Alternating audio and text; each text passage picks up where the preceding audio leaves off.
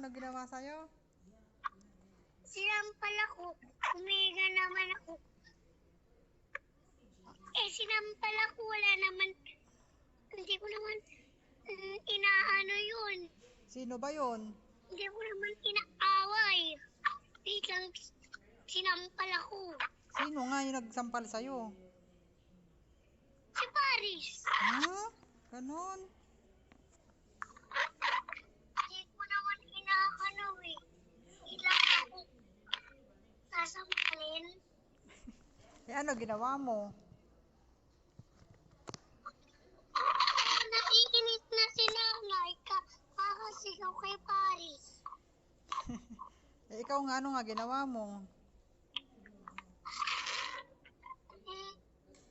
Pinilatan ako kanina tapos sinamparampalin ako. Sinampal ka pa rin. Oo. Sabihin mo, bad yun. Malakas.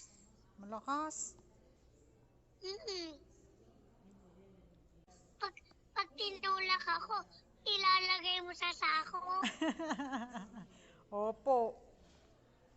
Ano bang tawag ng sako?